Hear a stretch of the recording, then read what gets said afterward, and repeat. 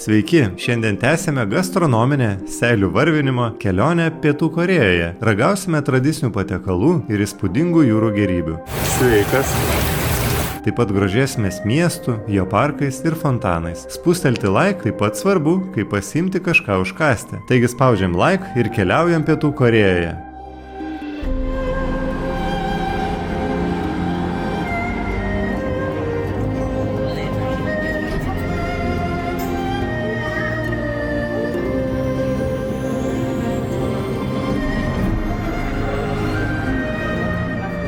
Pasižiūrėkite, kiek spynų visur ant turėklų. Visi susituokę atvyksta čionais ir kabina po spyną, kaip Lietuvoje ant tilto. Kylu į Namco kalną, ant kurio viršūnė stovi garsusis Seulo bokštas. Tai viena iš aukščiausių vietų Seule, iš kurios atsiveria įspūdingi miesto vaizdai. Panašiai kaip kitose pasaulio vietose, žmonės čia užrašo savo vardus ant spynų. Tada jas užrakina ant turėklų ar specialių meilės medžių, tikėdamasi, kad jų meilė truks amžinai. Dauguma spynų turi širdelės formą, arba jos puošiamos širdelėmis. Dėl to vieta dažnai vadinama Širdelių kalnu. Tai yra viena iš garsiausių romantiškų vietų Pietų Korėjoje. Namco bokšto viršūnė yra ir restoranai bei apžvalgos aikštelės, todėl lankytojai gali mėgautis nuostabiais vaizdais. Visas kalnas ir turėklai yra nukabinti spynomis. Žmonės jas perka, užrašo vardą pavardę ir taip užrakina savo meilę amžinai. Tai bene aukščiausia vieta mieste, todėl nuo jos atsiveria ne tik miesto, bet ir tolimesnių regionų vaizdai. O užsikėlus dar aukščiau bokštą, viršuje atsiveria 360 laipsnių vaizdas į Seulo miestą. Matosi modernūs dangoraižiai, daugybė tiltų bei įvairūs gyvenamieji rajonai, besidriekiantys per miestą. Nuo bokšto gerai matosi ir plati Han upė, kuri kerta Seulą. Aplink Namcano kalną matyti kiti kalnai, supantys Seulą, tokie kaip Buchasano nacionalinis parkas su uolėtomis viršukalnėmis. Iš viršaus galima pamatyti ir senesnius Seulo rajonus, tokius kaip Jongno, kur yra svarbios istorinės vietos, tokios kaip Gyeobong-kung rūmai, Cheongdong-tung rūmai ir Bukchonghano kaimelis, kuriame galima pamatyti tradicinius korėjietiškus namus. Naktį Seulas švyti įvairias spalviomis spalvomis, dėl to ir miestas atrodo dar įspūdingesnis. Vaikštinėju po Seulo gatvę ir ieškau restorano, garsėjančio šabu šabu patiekalų. Šis karšto puodo patiekalas kilęs iš Japonijos, tačiau labai mėgstamas ir Pietų Korėjoje. Patiekalas gavo savo pavadinimą nuo garso, kurį mėsos gabaliukai sukelia, kai jie yra trumpam panardinami į verdantį sultinį – šabu šabu. Tai reiškia panardinti arba pliaukštelėti. Pagrindinis šabu šabu ingredientas yra labai plona pjaustyta jautiena, paprastai jautienos nugarinės arba iš filė dalies. Jautiena yra tokia plona, kad per kelias sekundės išverda verdančiame sultinyje. Be mėsos, šviežios daržovės yra labai svarbi šio patiekalo dalis. Dažnai naudojamos tokios daržovės kaip kopūstai, špinatai, morkos, grybai, šitakė, svogūnų laiškai ir tofu. Daržovės virinamos tame pačiame sultinyje, kuris tampa vis turtingesnis ir skanesnis, nes prisigeria skonių iš mėsos ir kitų ingredientų. Šis patiekalas paprastai valgomas socialiai, su šeima ar draugais, nes maistas verdamas tiesiai ant stalo esančiame puode. Ragaujame dabar išvirtos sriubos korėjietiškai. Jautieną matau jau išvirus gerai, bet šiaip labai trumpai virė, gal kokias 5 minutės. Labai plona, labai minkšta, skanus saldinys buvo. Išvirė ir grybas, ir sojų daigai.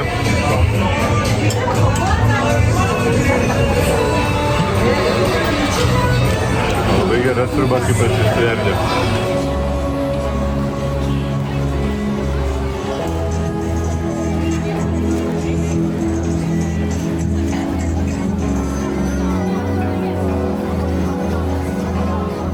Šiandien labai geras vakaras ir nelyja, tai daugybė žmonių gatvėse. Pasižiūrėkite, tiesiog plaukia minė. Gatvės pardavėjai rankomis trina, visi perkasi įvairiausius gardumynus, skanumynus. Na, iš tikrųjų, seilė bėga pro juos einant, nes labai gražiai moka pardavinėti. Daug kvapo gatvėse, triukšmo, iš tikrųjų labai įdomi, unikali vieta. Žmonių nesuskaičiuojamas kiekis. Kiekvieną vakarą galima pasigrožėti šokančiais fontanais. Ir tai vyksta nuo tilto. Groja muzika, daug žmonių atvykusių pasižiūrėti. Žiūrėkite, visas tribūnas nusėstos žmonėmis.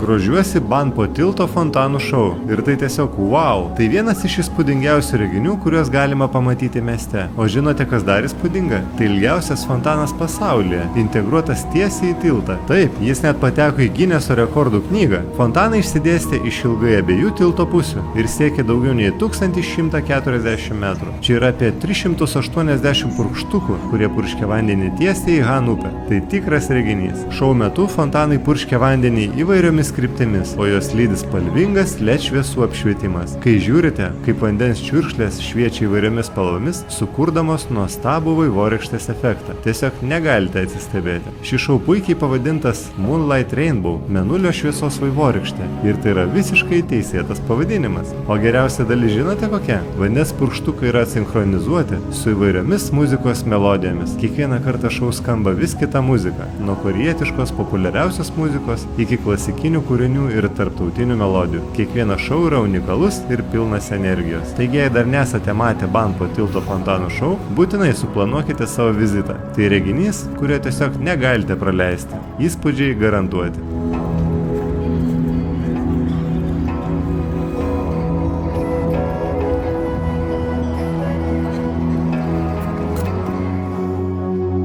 Tęsiant tradicinę kulinarinę Korėjos kelionę, ragausime naują patiekalą – Yangnyeonggejang. Tai korėjietiškas patiekalas, kurio pagrindą sudaro žalias marinuotas krabas, padengtas aštriu ir aromatingu čili padažu. Pagrindinis ingredientas yra šviežias, plonas žalias krabas. Krabas turi būti šviežias, nes jis marinuojamas žalias ir neverdamas. Krabas paprastai patiekiamas su ryžiais, nes intensyvus jo skonis gerai dera su paprastais švelniais ryžiais, kurie subalansuoja patiekalo aštrumą. Krabo mėsa išsiurbia tiesiai iš kiauto. Kiauto viduje likusi padažo ir mėsos emulsija vietinių yra nepaprastai mėgstama, ją dažnai sumaišo su ryžiais. Krabo padažas pagamintas iš korėjietiškų raudonųjų pipirų miltelių, guangchang, čili pastos, sojų padažo, česnako, imbiero, sezamo aliejaus, cukraus, sojų padažo ir dažnai įtraukiami dar tokie ingredientai kaip svogūnai, šviežios aitriosios paprikos, kriaušės ar obuoliai, kurie suteikia padažui saldumą ir subalansuoja aštrumą. Šį gražuolį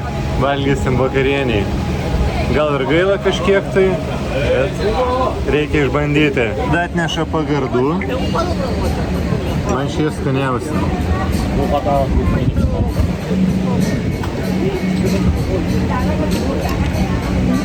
Aštri, didelė ropė. Bet padažas ne tik aštrus, bet ir su kečiupu turbūt truputėlį. To dar nebuvo atnešę. Kažkokios jūržolės, gal ir ne jūržolės,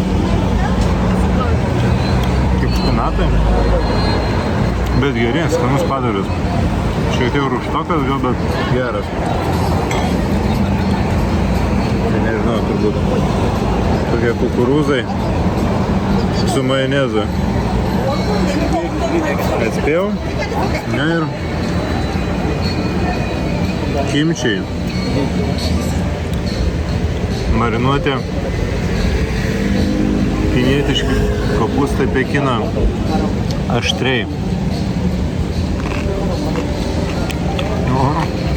Išrūgę. Geri kaip kaimiški. Laukiam krabą. Yangnyeonggejang yra delikatesas, skirtas jūrų gėrybių ir aštrių patiekalų mėgėjams. Krabo mėsa švelniai ištirpsta burnoje, o aštrus padažas sukuria išskirtinį skonio potyrį, kurį sunku pamiršti. Kaip vietinis prie sako, į krabo galvą prisipilk ryžių, sumaišyk tą visą masę ir tada pirmyn. Nebandysim. Eisim nuo krabo galvos, prisidėjau ryžių į smegenis, kaip sakė. Matote, su tokia balta masė. Gličia. Šiaip labai neblogai. Taip koksai jūrų gėrybių rizoto būtų. Tik visokių dar atplaišų nemažai. O čia, matot, yra daug aštrių visokių gabalėlių. Pabandysim. Dar bėgavau ir žirklės.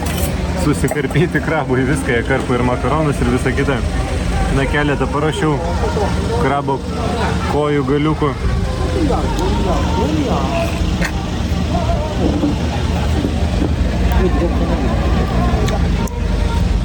Iš tikrųjų žalias krabas, net nevirtas, viską žalią valgo. Geras.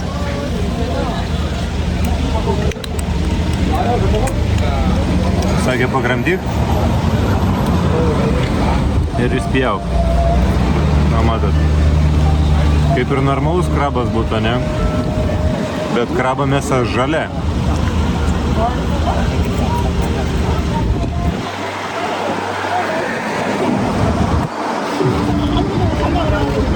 Įdomiai, Pietų Korėja viską valgo ir žalia. Padažas labai skanus, šiek tiek aštrus. Labai skanu, žinokit. Toks tikrai savotiškas patiekalas ir tas galvos rizoto ir tiek sukapotas žalias krabas. Pabandom šitą su gausaus čili ir visko apvaliotą krabo sąnarį. Manau, kad bus minkštas su želatina viduj. Realiai pakramtai ir iščiulpi iš vidaus minkštą krabieną ir aplaižai tą padažą, kuris turbūt marinuoja šiek tiek krabą. Pakarpytą krabo dalį jau įveikiau, dabar liko pačiam. Susikarpiau ir pats krabo letenas. Na, matau, kad ši dalis tai jau išvirta. Tai reikės paklaust, gal dujas pas juos neatpigusios, kad krabo nekepa. Kaip ir viso kitko, neapdorojo žalę reikia valgyti. Juokauju, iš tikrųjų, jau taip priimta. Čia matosi, kad apdorotas letenėlės. Tai džiugu, nes ir smegenėlės, reiškia, valgiau apdorotas, ne žalias. O, jau labai skani. Išsinuomoju automobilį kelioniai po Korėją ir vykstu į rytinę pakrantę. Vairuoti lengva, ženklai aiškus, keliai labai geri. Sakyčiau, netgi geresni negu Europoje.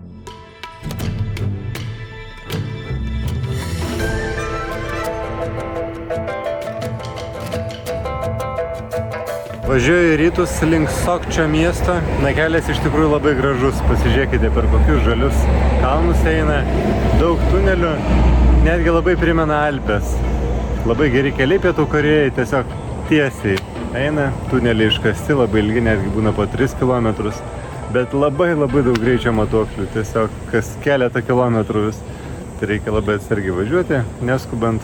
Greičiausiai galima važiuoti ant 100. Atvykęs į miestą keliauju link tradicinių koldūnų restoraną.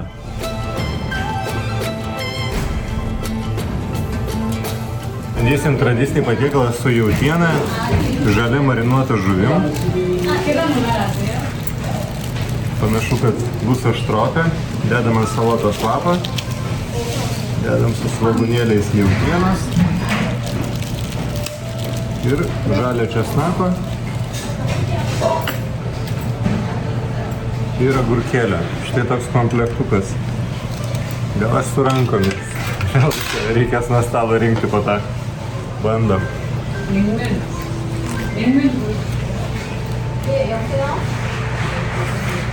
Na, jautiena labai minkšta, tvirta. Bet iš karto jaučiasi aštri žuvis.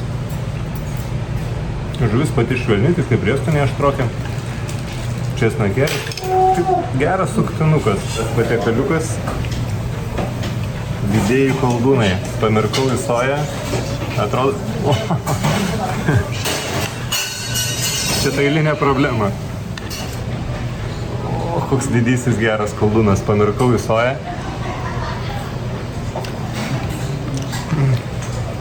Sultingas. Su vištienos įdaru. Žolelėm.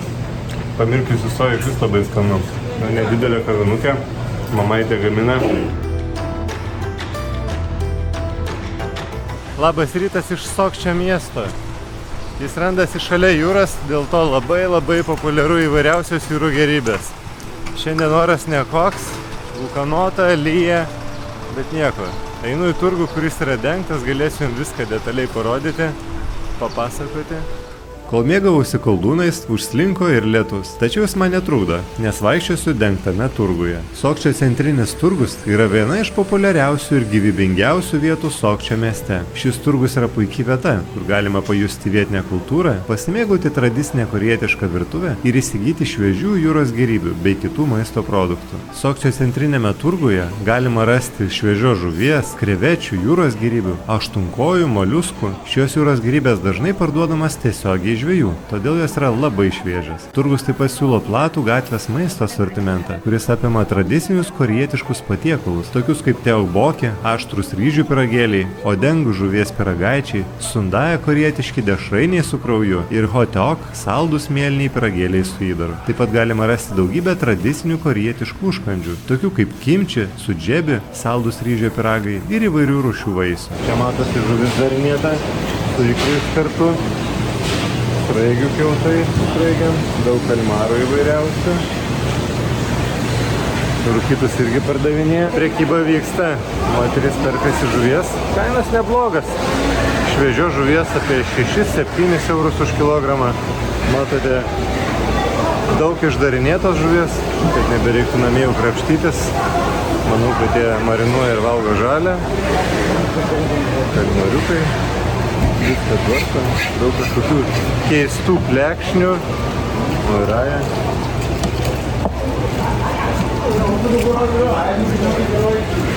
Labai gražiai dirba, valo žuvis. Labai viskas higieniška, netgi nėra tos smarvės, kur būna pas arabus, kai ateini į turgų ir nosį rieči. Tai iš tikrųjų viskas labai saikingai. Mūsų va šitas dalykas. Nežinau, kas šitokio. Sakė, yra bongė. Atrodo, kaip iš sraigės būtų ištraukti viduriai kokie maišelyje. Reiks gal paragauti.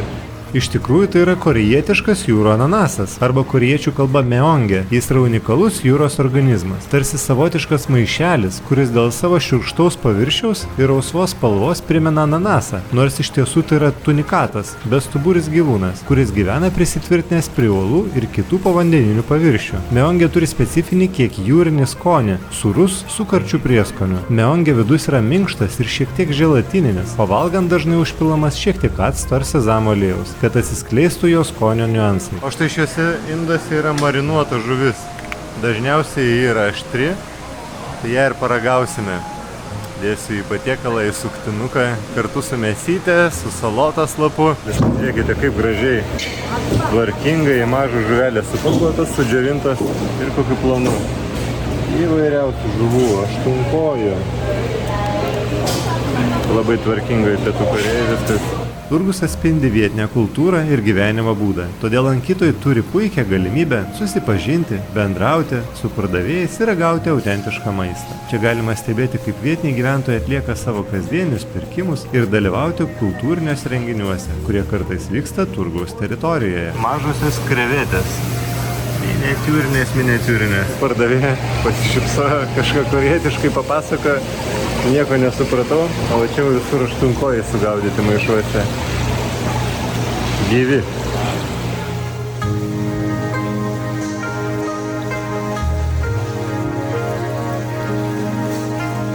Štai čia dar įdomesnis skirelis. Pasižiūrėkit. Jūros ežiai. Net neįsivaizduoju, kokie čia pavadinimai tų jūros gėrybių. Daug aštunkojų ir krabai. Na, aš juos turbūt paragausiu jau. Bando pabėgti arba pas mane ateiti. Yes. Very tall. Drąsias pardavėjas. Einam toliau pasižiūrėti. Sveikas.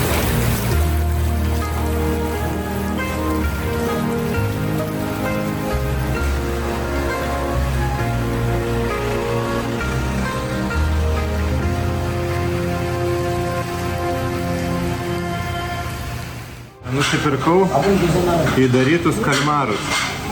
Juos matote apkepa kiaušinėje. Pabandysim, turėtų būti skanu. Ir sultinga. Viduje įdara su ryžių makaronais ir su kiauliena turbūt. Netgi šiek tiek aštru.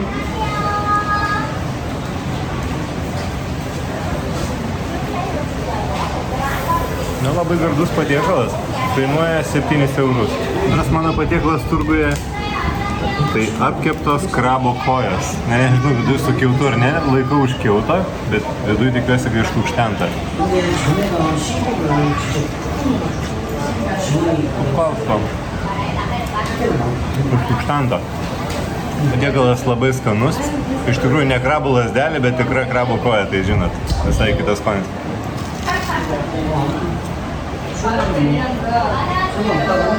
Turšku, sultinga ir jaučiasi krabas. Dar paragausim sušių. Suka nedidukas, gražius, sultingas. Taip labai skanus jūrų dumblius. Viduje gal ir paprastas įdaras, bet pas dumblius labai geros skonio turi, turbūt netgi pateptas sezamo aliejumi. Sartui pabandysime krevečių apkeptų.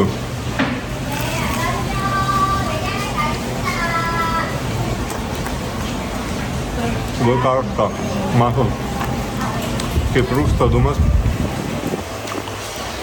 Bet skani krevetė. Saistelna ir tešla netgi šiek tiek ir aštroka. Viskas šiek tiek aštroka buvo, bet labai nežymiai. Neskanus, sultinga. Žiūrėkite, kiek jūros dumblių, lakštai. Tas, kas mėgsta, kaip čipsus valgyti, tai čia būtų rojus. Na štai, tokia gausybė įvairiausia produktų. Aštunkojų maišas džiovintų. Labai jie mėgsta jūrų gerybės. Paragausime. Stambaus pjaustymą.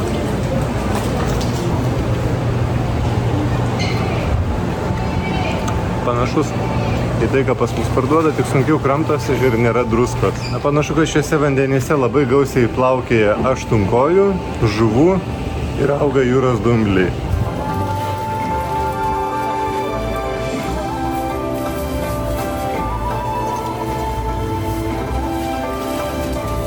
Labai gražių krabų.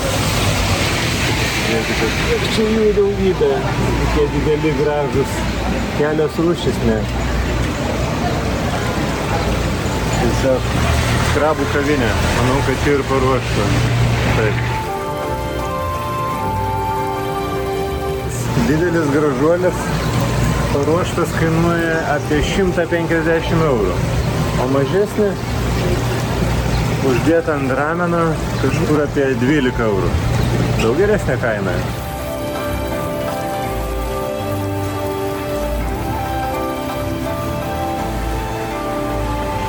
Eilė bėga žiūrint ir į kalmarą.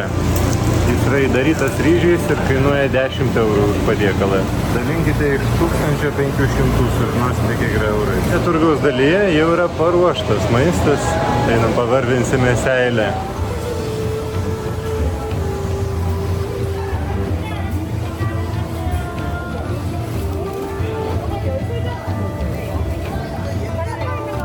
Čia paragauti, tai paragauti. Gal krabo galūnių. Visiškai kaip čipsai. Sunku net atskirti, ar valgai krabą, ar čipsą su prieskoniais.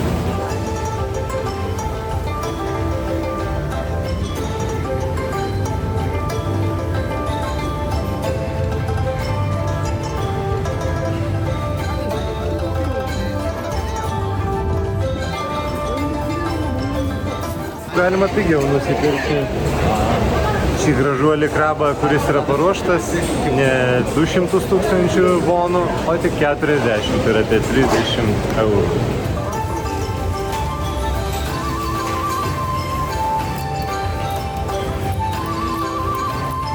Vietiniai labai mėgsta šį turgų, tikrai gausiai perka tiek žalią žuvį, tiek žalias jūrų gerybės, tiek pagamintas jų. Tam, kam Pietų Korėjos kultūra yra prie širdies, perskaitykite jų epą Pačinko.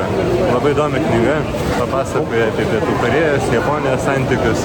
Ačiū, kad kartu leidote laiką Korėjoje. Ar susiradote savo kažką skanaus? Brūkštelėkite į komentarus. Kitą savaitę bandysime pažinti jau nebe gastronominę Korėją, tačiau grožėsimės jos gamta. Dabar lauksiu jūsų prenumeratos, like ir sakau ate.